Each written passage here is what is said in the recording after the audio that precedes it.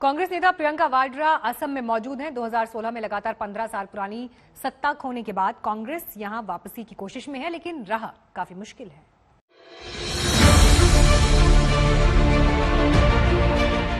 Voter की धुन पर झूमते नेता,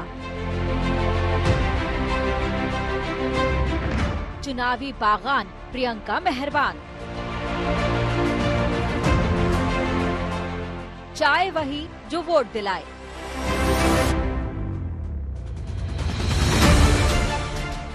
लोकतंत्र की शहनाई है ही ऐसी कि जनता के दर पर जाने वाला नेता हर धुन पर झूम झूम जाता है। पूर्वी राज्यों में बंगाल के साथ असम में भी चुनावी बिगुल बज चुका है और कांग्रेस के सबसे बड़े चेहरे के तौर पर प्रियंका वाड्रा पूरे राज्य में घूम घूम कर माहौल टटोल भी रही हैं और माहौल बना भी रही हैं। कांग्रेस नेता का ये ताजा तरीन चाय वाली अवतार भी इसी कसरत का हिस्सा है। तेजपुर के चाय बागान में काम करने वाली महिला मजदूरों से मिलने पहुंची प्रियंका गांधी ने बिना किसी संकोच के बड़ा सा टोकरा पीठ पर लादा, सिर पर कपड़ा रखा और टोकरी की रस्सी को सिर से लटकाकर बागान में चाय की पत्तियां चुनने लगी। बागान की महिला मजदूर भी गांधी परिवार की सदस्य और प्रियंका जैसी शख्सियत को अपने बीच पाकर निहाल हो गयी। प्रियंका को समझाया कि पत्तियां कैसे चुननी है और इन्हें कैसे इस टोकरे में डालना है।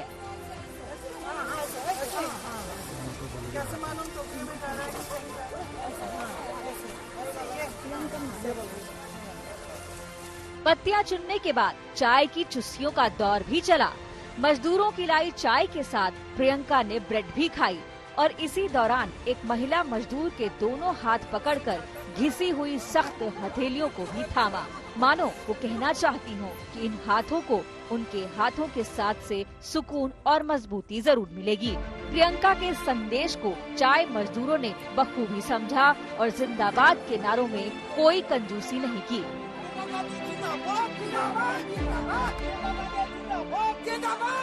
इससे पहले प्रियंका ने असम की आदिवासी परंपरा को झूमकर सलाम बोला। लखीमपुर में किशोरियों के साथ बिहू नृत्य करती प्रियंका की ये तस्वीरें टीवी से लेकर सोशल मीडिया तक सुर्खियों में हैं।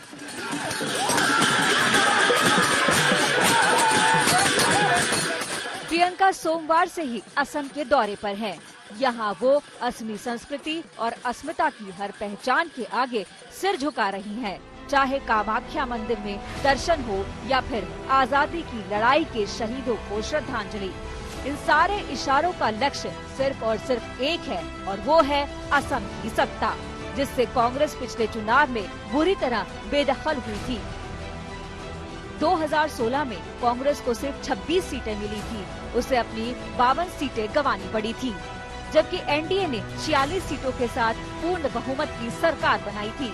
उसे 60 सीटों का सीधा फायदा मिला था।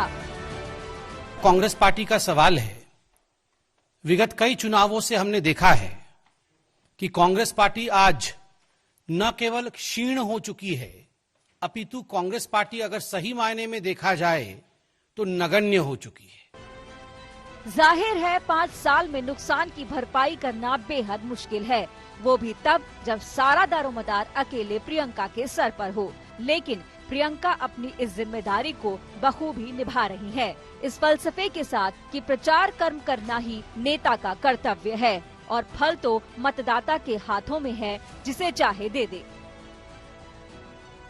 गुवाहाटी से हेमंत कुमार नाथ के साथ आज तक ब्यूरो।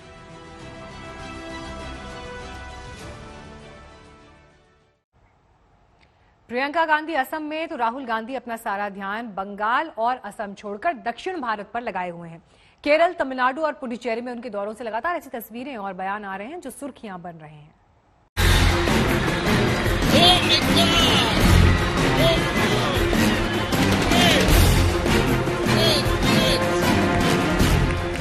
एक तरफ कांग्रेस में बवाल मचा है, दूसरी तरफ राहुल गांधी तमिलनाडु में पुशअप चैलेंज कर रहे हैं। एक तरफ बीजेपी पश्चिम बंगाल में किल्हा पता करने पर जोर शोर से जुटी हुई है, दूसरी तरफ राहुल गांधी दक्षिण भारत के मिशन पर हैं, जहां कांग्रेस की सियासत घटक दलों के सहारे ही बची हुई है। कल राहुल गांधी कन्याकुमारी के दौरे पर थे कोलाचेल पहुँचे तो कांग्रेस कार्यकर्ताओं ने भव्य स्वागत किया। खुली जीप पर राहुल सड़कों पर निकले तो दोनों तरफ कांग्रेस कार्यकर्ताओं का हुजूम उमड़ पड़ा था। कार्यकर्ताओं के उत्साह ने राहुल में जोश भरा और कांग्रेस नेता ने एक बार फिर अपने चिर परिचित अंदाज में पीएम मोदी पर बोल दिया हमला। Prime Minister of India thinks he can attack Tamil culture, Tamil history, Tamil language and control Tamil Nadu. But only the Tamil people can decide the future of Tamil Nadu. Chief Minister, because of his corruption, is fully controlled by the Prime Minister. Rahul को जवाब देने केंद्रीय मंत्री गिरिराज सिंह सामने आए और सीधा हमला कांग्रेस नेता के डीएनए पर ही बोला। इनके डीएनए में झूठ है। मैं इसलिए कह रहा हूं, गलत बोलना, गलत बयानी करना। राफेल में झूठ बोलते रहे, कोर्ट में जाके माफी मांगना पड़ा। जो फिशरी मंत्रालय है वो सवाल करते हैं पार्लियामेंट में और झूठ बोलते हैं, है ही नहीं। ये इनके डीएनए में झूठ। लेकिन राहुल के कन्याकुमारी दौरे की सबसे चर्चित तस्वीर कन्याकुमारी के मुलगुमुडन से आई है। वो छात्रों के बीच पहुंचे थे। वो बच्चों से बातचीत के दौरान छात्रों के साथ एकिडो परफॉर्म करते नजर आए। इसके बाद एक छात्रा ने जब राहुल गांधी को पुशअप चैलेंज दिया तो राहुल ने 10 सेकंड के भीतर धड़ाधड़ 14 पुशअप्स लगा दिए। इसके बाद राहुल ने कहा कि चैलेंज को थोड़ा और मुश्किल करते हैं और एक हाथ से पुशअप करते हैं।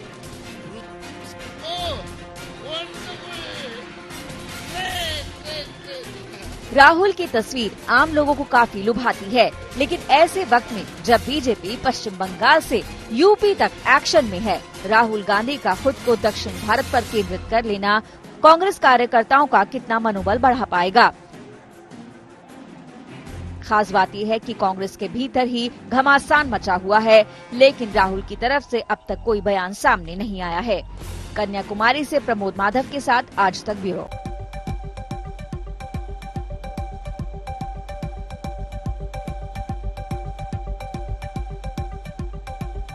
कांग्रेस महासचिव प्रियंका गांधी असम के दौरे पर हैं। दौरे के दूसरे दिन प्रियंका का अलग अंदाज देखने को मिला।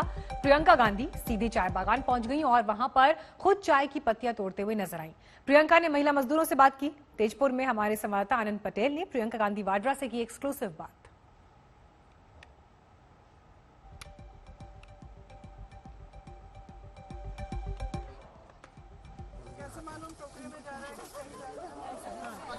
क्या आशीर्वाद मांगा आपने असम के लिए वहाँ पे?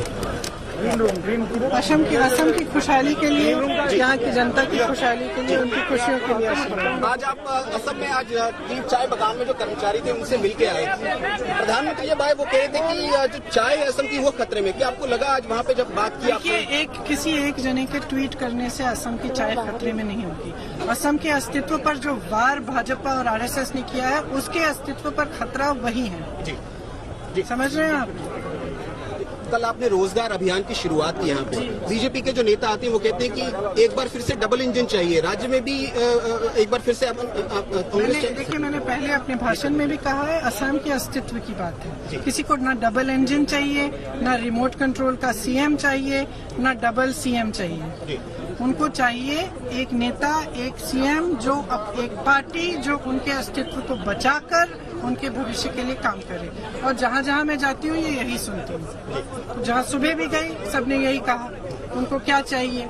उनको अपनी संस्कृति बचानी है और ये एक बहुरंगी संस्कृति है, आप सब जानते हैं मैं इसे अच्छी तरह। गृह मंत्री जब यहाँ पे आते हैं वो ये कहते हैं कि वो सीए एनआरसी की बात नहीं करते। वो कहते हैं कि जिस तरीके से एआईयूडीएफ के साथ कांग्रेस ने अलायंस कर लिया उससे जो है उनको दिक्कत है। अब देखिए, उनको दिक्कत इस देश की एकता से है, उनको दिक्कत इस प्रदेश की एकता से है। सीए एनआरसी की बात पूरे देश भर में तो उन्होंने की, तो यहाँ आके चुप क्यों हो जाते हैं? यहाँ क्यों नहीं करते? उन्होंने यहाँ जब चुनाव से पहले कहा कि लागू नहीं करेंगे, उसके बाद उसको लागू क्यों किया? तो वो अपनी बातों पे खरे उतरे। आप यहाँ पे ताबड़तोड़ सभाएं कर रही हैं। यूपी में हमने देखा, आपने मुजफ्फरनगर से मथुरा तक सभाएं की हैं। वहाँ के जो लोग हैं वो बहुत उत्साहित है, खासकर जो ग्रास रूट वर्कर है वो एक बार फिर से सामने आ रहा है रैलियों में, सभाओं में आपकी। वो मांग कर रहा है कि प्रियंका गांधी को अगला मुख्यमंत्री का उम्मीदवार बनाया जाए। आपको लगता है कि ये जायज मांग है? ये तो बहुत लंबी दूर की बात कर ली आपने। चुनाव तो अगले साल है। जब भावना कांग्रेस वर्कर्स ये कह रहे हैं, ये आपकी भावना होगी, जनता की भावना यही है कि उनकी कोई सुनवाई हो, कि जो भी नेता हो, जिस पार्टी के नेता हो, उनके पास आए, सुने, समझे कि उनकी क्या समस्या है, उनको सुलझाने की कोशिश करें। जनता की तो यही आवाज है। असम में सरकार बन रही है, प्रियंका गांधी 2 दिन का दौरा था यहाँ पे और उन्होंने यहाँ एक तरीके से कांग्रेस पार्टी की जो चुनावी अभियान है उसका शंखनाद किया है। अब देखना होगा कि इस अपर असम के इलाके में, ऊपरी असम के इलाके में इन सभाओं का कितना असर होता है और यही चुनाव में हार और जीत तय करेगा कांग्रेस पार्टी के लिए। कैमरा पर्सन रितेश के साथ तेजपुर से आनंद पटेल, आज तक। तो हमारे संवाददाता आनंद पटेल ने यह खास बातचीत की प्रियंका गांधी वाड्रा से, जिसमें अपने असम दौरे को लेकर उन्होंने निशाना एक बार फिर बीजेपी और केंद्र सरकार पर साधा, असम सरकार पर साधा। उनका ये कहना था कि खतरा है बीजेपी और आरएसएस से असम के अस्तित्व को। हालांकि इस बीच ये तस्वीरें भी आपको हम दिखा रहे हैं, जब प्रियंका गांधी लोगों के बीच मौजूद थी, चाय बागान वो पहुंची, जहां पर बागान में काम करने वाली महिलाओं से उन्होंने बातचीत की, खुद भी चाय की पत्तियां तोड़ती हुई नजर आई। हालांकि एनआरसी को लेकर प्रियंका गांधी ने बीजेपी पर यह बड़ा वार किया। असम के अस्तित्व को संकट है बीजेपी और आरएसएस से, ये सीधा सीधा आरोप प्रियंका गांधी का। सुनिए आज तक से खास बातचीत में प्रियंका ने और क्या कुछ कहा। तो दिक्कत इस प्रदेश की एकता से है। सीए एनआरसी की बात पूरे देश भर में तो उन्होंने की, तो यहाँ आके चुप क्यों हो जाते हैं? यहाँ क्यों नहीं करते? उन्होंने यहाँ जब चुनाव से पहले कहा कि लागू नहीं करेंगे, उसके बाद उसको लागू क्यों किया? तो वो अपनी बातों पे खरे उतरे। आप यहाँ पे ताबड़तोड़ सभाएं कर रही हैं। यूपी में हमने देखा, आपने मुजफ्फरनगर से मथुरा तक सभाएं की हैं। वहाँ के जो लोग हैं वो बहुत उत्साहित है, खासकर जो ग्रास रूट वर्कर है वो एक बार फिर से सामने आ रहा है रैलियों में, सभाओं में आपकी। वो मांग कर रहा है कि प्रियंका गांधी को अगला मुख्यमंत्री का उम्मीदवार बनाया जाए। आपको लगता है कि ये जायज मांग है? ये तो बहुत लंबी दूर की बात कर ली आपने। चुनाव तो अगले साल है। जब भावना कांग्रेस वर्कर्स ये कह रहे हैं, ये आपकी भावना होगी, जनता की भावना यही है कि उनकी कोई सुनवाई हो, कि जो भी नेता हो, जिस पार्टी के नेता हो, उनके पास आए, सुने, समझे कि उनकी क्या समस्या है, उनको सुलझाने की कोशिश करें। जनता की तो यही आवाज है। असम में सरकार बन रही है, प्रियंका गांधी 2 दिन का दौरा था यहाँ पे और उन्होंने यहाँ एक तरीके से कांग्रेस पार्टी की जो चुनावी अभियान है उसका शंखनाद किया है। अब देखना होगा कि इस अपर असम के इलाके में, ऊपरी असम के इलाके में इन सभाओं का कितना असर होता है और यही चुनाव में हार और जीत तय करेगा कांग्रेस पार्टी के लिए। कैमरा पर्सन रितेश के साथ तेजपुर से आनंद पटेल, आज तक। तो असम से प्रियंका गांधी की तस्वीर और उनका इंटरव्यू आप देख रहे थे। तो चुनावी राज्य है असम, 5 राज्य जहां पर चुनाव होने हैं, असम उनमें से एक। लेकिन बढ़ते हैं आगे, बात अब उत्तर प्रदेश से, जहां पर एक बेटी के आंसू चीख चीख कर मांग रहे हैं इंसाफ।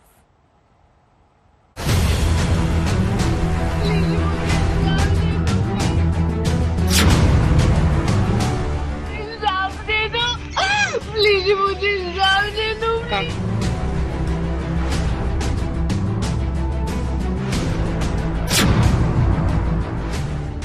पहले उसने मेरे साथ छेड़खानी की, मेरे पापा ने केस कर दिया और उसने चिढ़ के मेरे पापा को गोली मारी।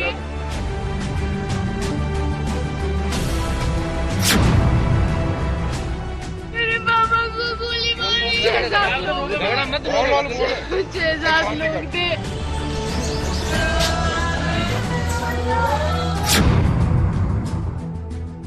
मेरे पापा को यहाँ गोली मार दी, यहाँ मार देता, यहाँ क्यों मारी उसने?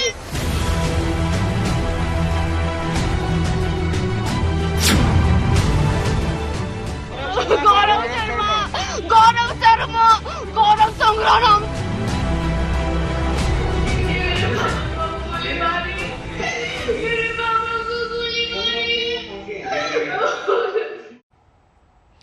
हाथरस की ये बेटी इंसाफ मांग रही है। एक मनचले ने इस बेटी के सिर से पिता का साया छीन लिया। वो मनचला जिसने 2.5 साल पहले उसके साथ छेड़खानी की थी और केस दर्ज होने के बाद 1 महीने जेल भी काट कर आया। घर में पसरा हुआ है मातम। एक आरोपी सलाखों के पीछे है, लेकिन मुख्य आरोपी समेत बाकी पुलिस की गिरफ्त से बाहर है।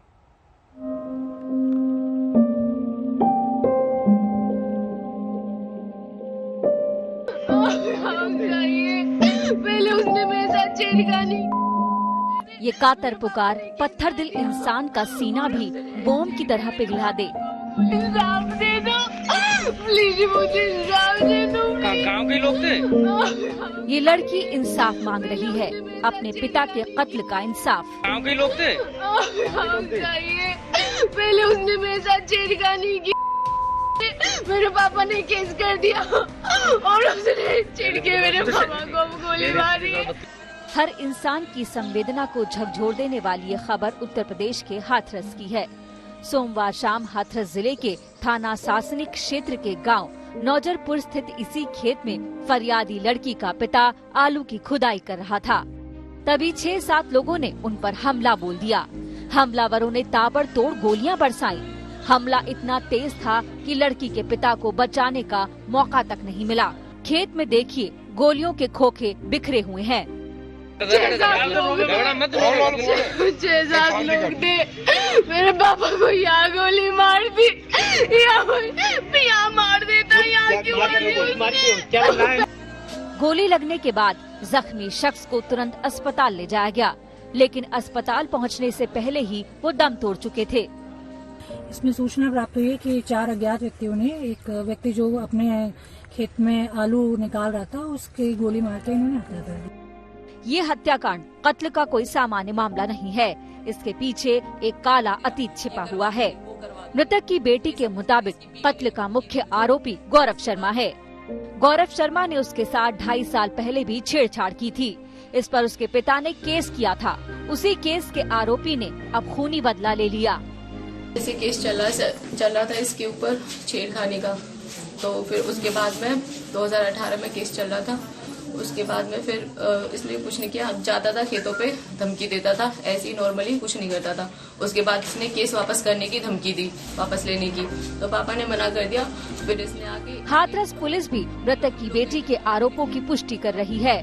पुलिस के मुताबिक गौरव शर्मा के खिलाफ लड़की के पिता ने 16 जुलाई 2018 में छेड़खानी का केस दर्ज कराया था। उसी महीने गौरव शर्मा की गिरफ्तारी भी हुई थी, लेकिन 1 महीने बाद उसे जमानत मिल गई। तभी से दोनों परिवारों के बीच मनमुटाव चल रहा था। इसी मनमुटाव ने कल हिंसक रूप ले लिया। फिर वो आया है वहाँ से, गाड़ी अपनी दूर उसने खड़ी की है और 4-5 लोग निकले हैं उसमें से, और मेरे पापा को फिर गोली मारी है। मैं और मम्मी उस टाइम पे खाना देने गए थे पापा को, तो हमारे सामने ही उसने गोली मारी है पापा को। पुलिस के मुताबिक कल गौरव शर्मा की पत्नी और मौसी गांव के मंदिर में आई हुई थी। वहीं पर मृतक की दोनों बेटियां भी थीं। छेड़छाड़ वाले विवाद पर दोनों पक्ष की महिलाओं में कहासुनी हो गई। थोड़ी देर बाद गौरव शर्मा और लड़की के पिता पहुंच गए। इससे सुलह की जगह कहासुनी और बढ़ गई और मामला खूनी हत्याकांड तक पहुंच गया। जो ये मुख्य आरोपी है, उसकी पत्नी तथा उसकी मौसी गांव के ही एक छोटे से मंदिर में पूजा करने गए थे, जहां पर पहले से ही मृतक की दोनों बेटियां मौजूद थीं। इन महिलाओं के बीच में आपस में पुरानी रंजिश को लेकर कहासुनी और विवाद हुआ। उसके उपरांत एक तरफ से आरोपी तथा दूसरी तरफ से मृतक मौके पर आ गए और फिर उनके बीच में हॉट टॉक हुई। इस हॉट टॉक के बाद आवेश में आकर अपने परिवार के ही कुछ लड़कों को वहां मौके पे बुला लिया और मृतक पे फायर कर दिया। बेटी के सिर से पिता का साया उठ चुका है। जिस पिता के साए में वो मंचलों से खुद को महफूज समझती थी, वो पिता अब इस दुनिया में नहीं है। मामला तूल पकड़ने के बाद पुलिस एक्शन में है।